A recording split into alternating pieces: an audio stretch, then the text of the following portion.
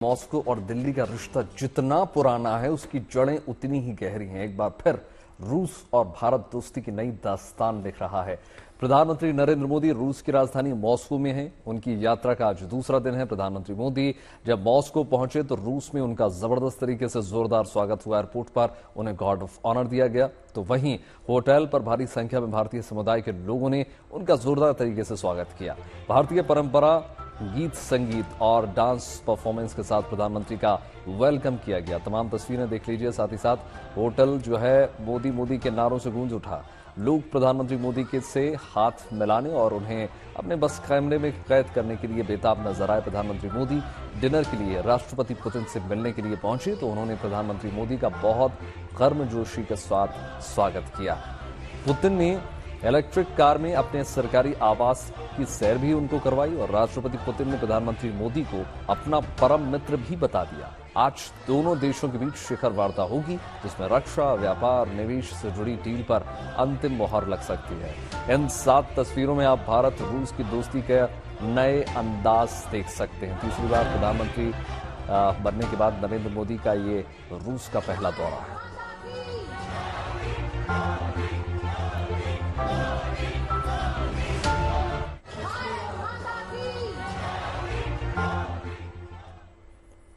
देखिए, 5 साल में प्रधानमंत्री मोदी का ये पहला रूस दौरा है और इस दौरे में दोनों नेताओं के बीच केमिस्ट्री देखते ही बन रही है। रूस में जिस गर्मजोशी से मोदी का स्वागत हो रहा है उसके संकेत बड़े गहरे हैं। भारत और रूस के संबंध 7 दशक पुराने हैं। दोनों देशों ने दुनिया में मची तमाम उथल पुथल के बाद भी आपसी भरोसे को कायम रखा है।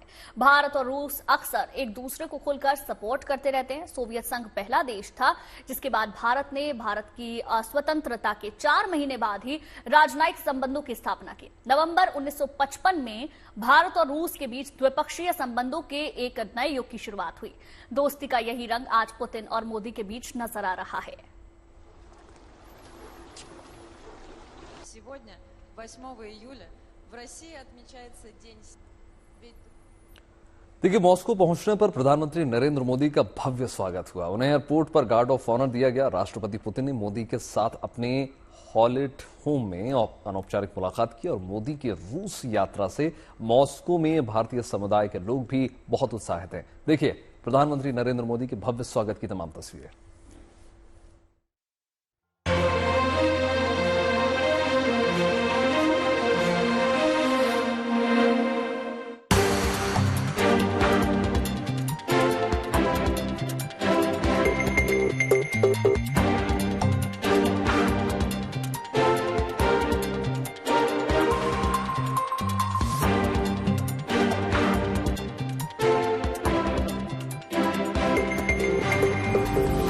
मॉस्को में प्रधानमंत्री मोदी के शाही स्वागत की ये तस्वीरें विश्व पटल पर भारत के उभरते कद का परिचय देती हैं। रूस के उप प्रधानमंत्री डेनिस मंटुरोव ने एयरपोर्ट पर प्रधानमंत्री मोदी का ग्रैंड वेलकम किया। उन्हें गार्ड ऑफ ऑनर दिया गया। इसके बाद प्रधानमंत्री मोदी का काफिला अपने होटल के लिए रवाना हुआ। इस दौरान सड़कों पर भारतीय समुदाय के लोग हाथों में तिरंगा लिए प्रधानमंत्री मोदी का स्वागत करते नजर आए।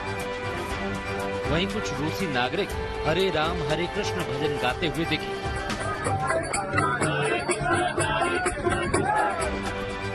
इस मौके पर भारतीय परिधानों में सजे रूसी कलाकारों ने बॉलीवुड के हिट गानों पर डांस किया। रूस में भारतीय फिल्मों को काफी पसंद किया जाता है। भारतीय गीत संगीत के जरिए सांस्कृतिक डिप्लोमेसी के रंग भी इस दौरान खूब देखने को मिले।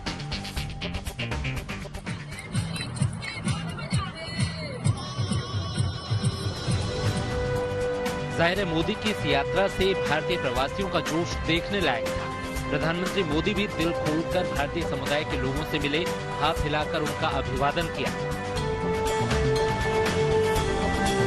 इसके बारे में हमें एम्बेसी से पता चला कि प्रधानमंत्री नरेंद्र मोदी यहाँ पे आ रहे हैं। तो उसको लेकर क्या सोच है आप लोगों की?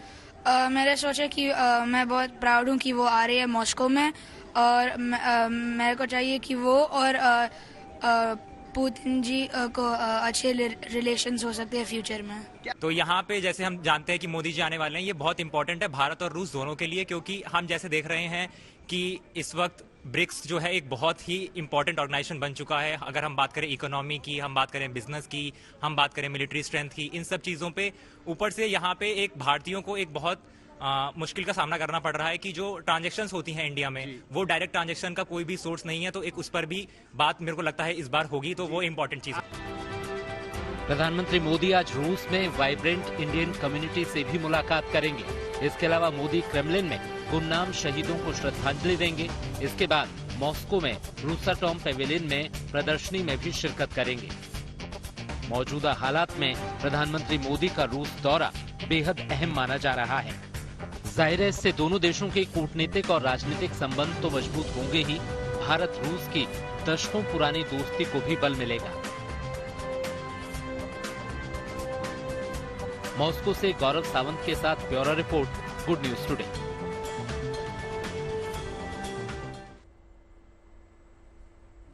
देखिए, प्रधानमंत्री मोदी की रूस यात्रा का आज दूसरा दिन है। कल मॉस्को पहुंचने पर रूस के राष्ट्रपति पुतिन ने प्रधानमंत्री मोदी को अपना परम मित्र बताया और उनका भव्य स्वागत किया।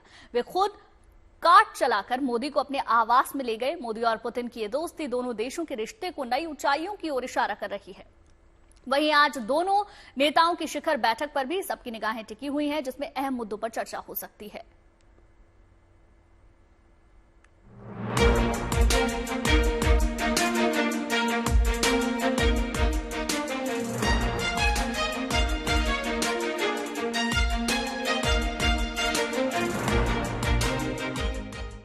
शानदार स्वागत, गजब की गर्मजोशी। रूस के राष्ट्रपति व्लादिमीर पुतिन ने अपने आवास पर पीएम नरेंद्र मोदी की कुछ इस तरह से आगवानी की। पीएम मोदी ने हाथ आगे बढ़ाया तो राष्ट्रपति पुतिन बाहें फैलाकर गले मिलने के लिए आगे बढ़े। दोनों नेता आपस में गले मिले और फिर राष्ट्रपति पुतिन पीएम मोदी को परिसर के अंदर ले गए।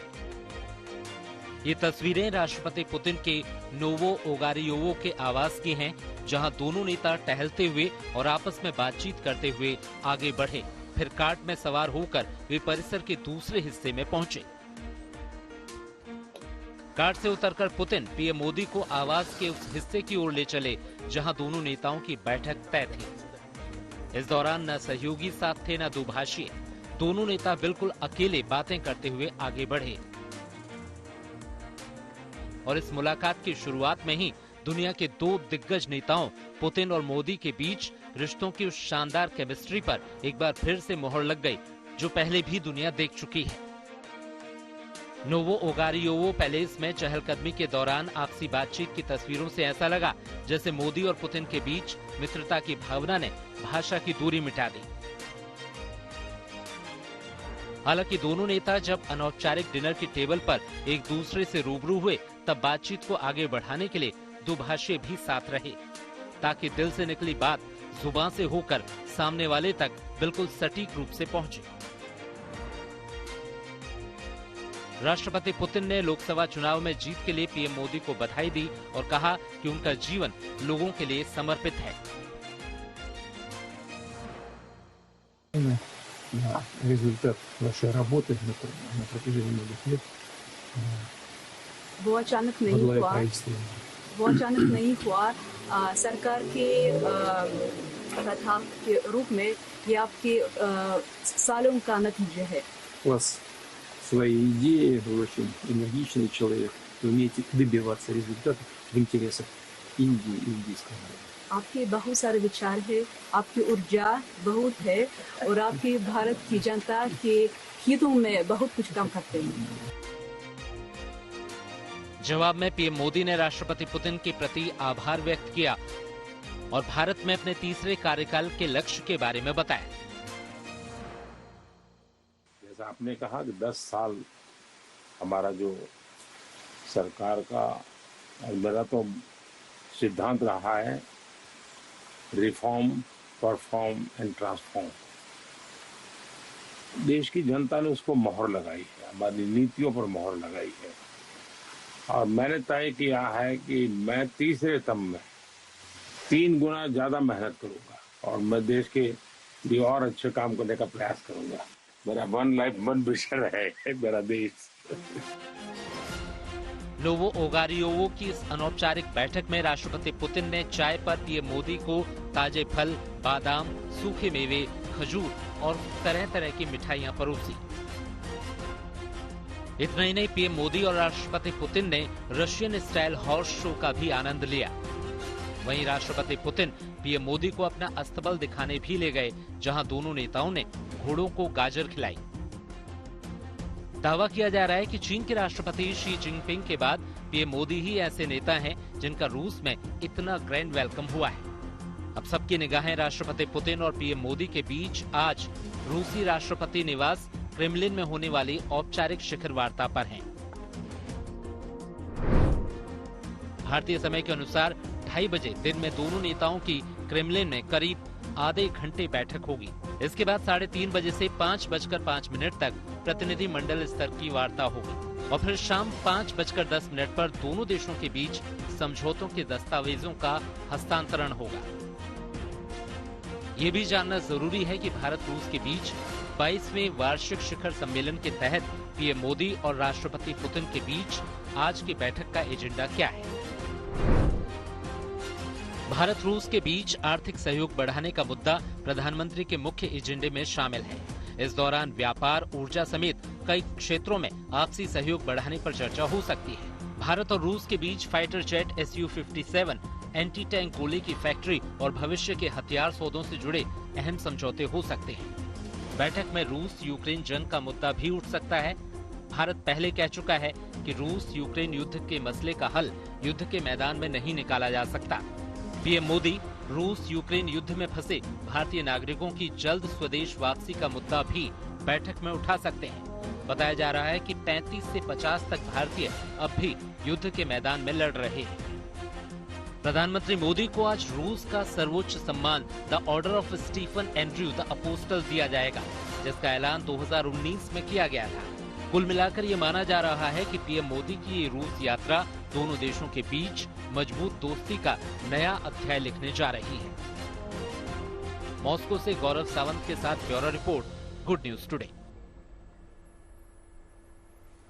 अब बात कुछ और खबरों की होगी। देखिए, बारिश के बाद कई राज्यों में बाढ़ के हालात हैं, तो कैसे देश भर में चल रहा है रेस्क्यू का महा मिशन, आपको दिखाते हैं।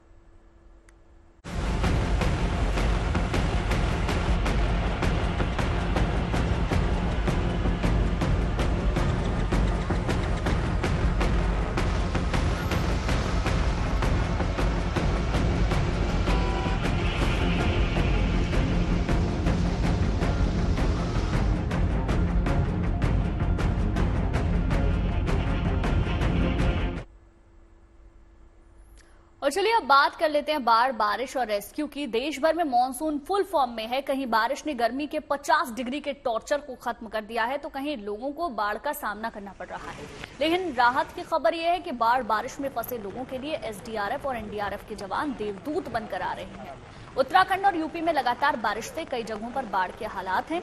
ये रेस्क्यू एजेंसियां दिन रात युद्ध स्तर पर काम कर रही हैं और सूचना मिलते ही प्रभावित इलाकों में राहत और मदद पहुंचा रही हैं। उत्तराखंड के ही खटीमा से अब तक एसडीआरएफ की टीमें 215 लोगों का रेस्क्यू कर चुकी हैं और श्रावस्ती में भीषण बाढ़ में 11 लोग फंस गए थे।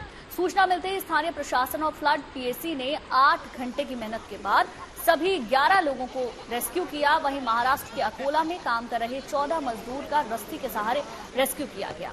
इसके अलावा मध्य प्रदेश के ग्वालियर में 50 बेजुबानों का रेस्क्यू किया गया। यहां मानव सेतु बनाकर लोगों ने एक एक कर बकरियों को उठाकर नदी के दूसरी तरफ सुरक्षित पहुंचाया।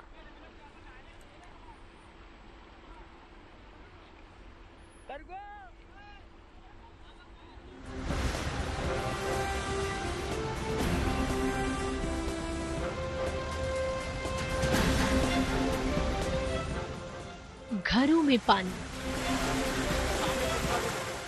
गलियों में पानी, पूरा शहर ही जलभराव की चपेट में है। तस्वीरें उत्तराखंड के उधम सिंह नगर की हैं। इन मुश्किल हालात में एनडीआरएफ और एसडीआरएफ की टीमें देवदूत बनकर उभर रही हैं और मुसीबत में फंसे लोगों को सुरक्षित स्थानों पर पहुंचा रही हैं। देखिए, पहले से ही प्री मानसून डिप्लॉयमेंट हमारी होती है। पूरे उत्तराखंड में हमारी 12 टीमें पहले से ही तैनात हैं और आज पिछले 2 दिन से जहां तक बारिश चल रही है, खासकर कुमाऊं रीजन में, तो खटीमा, टनकपुर, सितारगंज, यहाँ पर थोड़ी बाढ़ की स्थिति बनी हुई है। और थोड़ा जल स्तर बढ़ा हुआ नदियों का, तो वहाँ पर भी हमारी 3 टीमें अभी सुबह से लगी हुई हैं और लोगों को निकालने का कार्य किया जा रहा है। उत्तराखंड के ही खटीमा से अब तक एसडीआरएफ की टीमें 215 लोगों को रेस्क्यू कर चुकी हैं। यहाँ के बनबसा, टनकपुर और आसपास के इलाकों में बाढ़ के हालात हैं। मुश्किल स्थिति में एसडीआरएफ और एनडीआरएफ की टीमों ने मोर्चा संभाला हुआ है और युद्ध स्तर पर राहत और बचाव अभियान चलाकर लोगों को राहत पहुंचा रही है। उत्तर प्रदेश के श्रावस्ती में राप्ती नदी का जलस्तर बढ़ने और लगातार बारिश की वजह से बाढ़ की स्थिति बन गई है। यहाँ 2 युवकों के तालाब में बहने की सूचना पर बचाव टीमें फौरन एक्शन में आ गई और दोनों युवकों की तलाश में जुट गई। सुबह 5 बजे से एनडीआरएफ की टीम उनको ढूंढने के लिए प्रयासरत है। अभी मौके पर तालाब के पास बोट के माध्यम से एनडीआरएफ की टीम पहुंच गई है। श्रावस्ती के ही जमुना तहसील के मोहनपुर, भरथा और केवटनपुरवा इलाके में भीषण बाढ़ में 11 लोग फंस गए थे। सूचना मिलते ही स्थानीय प्रशासन और फील्ड पीएसी ने 8 घंटे की मेहनत के बाद सभी लोगों को रेस्क्यू कर लिया। बेशक हालात मुश्किल हैं, लेकिन प्रशासन प्रभावित इलाकों में फौरन मदद पहुंचाने में जुटा है। इलाके में स्वास्थ्य टीमें तैनात की गई हैं और जरूरी चीजों की सप्लाई सुनिश्चित की जा रही है ताकि बारिश की बेरहमी के बीच भी जिंदगी पटरी पर बनी रहे। उधम सिंह नगर से रमेश चंद्र, चंपावत से राहुल सिंह दर्मवाल, श्रावस्ती से पंकज वर्मा के साथ bureau report, good news today.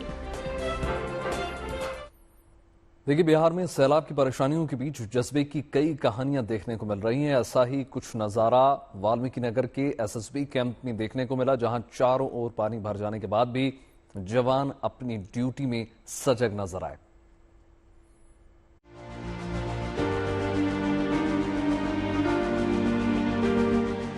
जहां जहां तक नजर जाती है सैलाब ही नजर आ रहा है और किसी की आंखें बस राहत तलाश रही हैं। ऐसे में ड्यूटी पर तैनात एसएसबी कैंप के जवान की तस्वीर हौसले और फर्ज की पूरी दास्तां बयां करने को काफी है।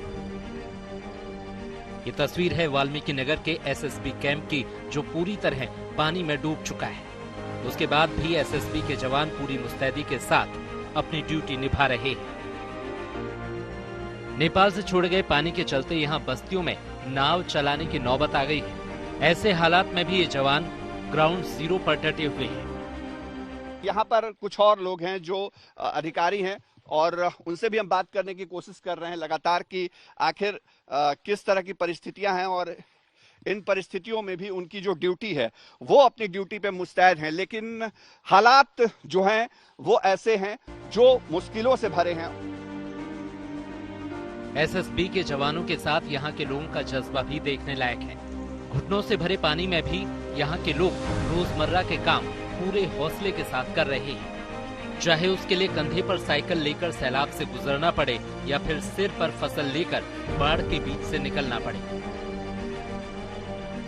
मुश्किलों में चेहरों पर थोड़ी शिकन जरूर है, माथे पर चिंता की हल्की लकीरें भी हैं, पर हौसला कह रहा है कि ये बाढ़ फिर हारेगी। Shashi Bhushan, Bagaha, good news today. Mumbai के लिए बारिश जो है राहत कम और आफत ज्यादा लाती है। हर बार ऐसा नजारा देखने को मिलता है। एक बार फिर आज मुंबई का सामना गहरे काले बादलों से है। मौसम विभाग ने आज भी मुंबई और रायगढ़ समेत कुछ जगहों के लिए रेड अलर्ट जारी कर दिया है, लिहाजा खास सावधानी बरतने की जरूरत है। राहत की खबर यह है कि मुंबई में बीती रात से जो है बारिश जो है हल्की होती हुई नजर आ रही, जिसके चलते कहीं में जल जमाव नहीं हुआ और बारिश की वजह से सड़कों पर ज्यादा जल जमाव देखने को नहीं मिल रहा है। देर रात तक कल मूसलाधार बारिश की वजह से तमाम इलाके जलमग्न रहे, लेकिन अगले 24 घंटे मुंबई के लिए भारी साबित हो सकते हैं, क्योंकि मौसम विभाग ने मुंबई में भारी बारिश की चेतावनी जारी कर दी है, जिसके बाद प्रशासन और सरकार सतर्क है, अलर्ट है। खुद मुख्यमंत्री शिंदे हालात से निपटने के लिए इंतजामों पर लगातार नजर बनाए हुए हैं, क्योंकि अगर भारी मात्रा में बारिश होती है तो मुंबई फिर से जलमग्न नजर आएगा और फिर से बीएमसी पर सवाल उठते हुए नजर आएंगे, क्योंकि यातायात प्रभावित होता हुआ नजर आता है।